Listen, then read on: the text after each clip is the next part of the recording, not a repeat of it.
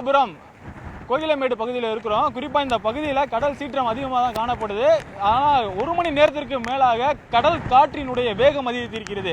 கிட்டத்தட்ட 1 மணி நேரத்திற்கு முன்பாக இந்த பகுதியில் காற்றினுடைய வேகம் 65 கிலோமீட்டர் என்ற அளவில் இருந்தது. ஆனால் தற்போது காற்றினுடைய வேகம் 85லிருந்து 90 வரைக்கும் இருக்கிறது. இதை நாம் அந்த விண்டி செயலி மூலமாக நாம் கணக்கிடும் பொழுது இந்த பகுதியில் காற்றினுடைய வேகம் உச்சபட்சமாக இருக்கிறது. 90 கிலோமீட்டர் வேகத்தில் காற்று வீசிக்கொண்டிருப்பதாக சொல்லியிருக்கிறார்கள். தற்போது இது கணுப்பகுதியாக இல்லை என்ற இதையும் மீனவர்கள் தெரிவித்திருக்கிறார்கள். இந்த பகுதியில் இருக்கிறவர்கள் கணுப்பகுதியில் காற்று அதிக அளவில் வீசாது எனவும் அதனுடைய சுற்றுப்பகுதியில் தான் அதிக அளவிலான காற்று வீசும் எனவும் அவர்கள் தெரிவித்திருக்கிறார்கள். குறிப்பாக இன்னும் 1 மணி நேரத்திற்குள் இந்த காற்று கரையை கடப்பதற்கான வாய்ப்பு இருப்பதாகவும் தெரிவிக்கப்பட்டிருக்கிறது. ஆனால் இந்த பகுதியில் இதுவரைக்கும் இது போன்ற காற்று வீசி பார்த்ததில்லை எனவும் இந்த பகுதியில் இருக்கக்கூடிய மீனவர்கள் தெரிவித்திருக்கிறார்கள். மீனவருடைய படகுகள் எல்லாம் ஏற்கனவே கரையில் தான் நிறுத்தி வைக்கப்பட்டிருந்தது.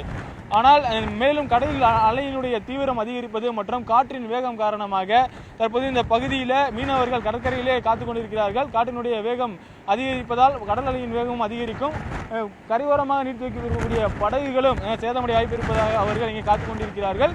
தற்போது வரைக்கும் இந்த கோகிலமேடு பகுதியில் 90 கிலோமீட்டர் வேகத்தில் இந்த காற்று வீசிக்கொண்டிருக்கிறது. கிட்டத்தட்ட 1.5 மணி நேரத்திற்கு மேலாக இந்த பகுதியில் இதே நிலை தான் நீடித்துக் கொண்டிருக்கிறது. தற்போது வரைக்கும் மழை இந்த பகுதியில் இல்லை, ஆனால் காற்றின் வேகம் அதிகரித்துக் கொண்டே இருக்கிறது.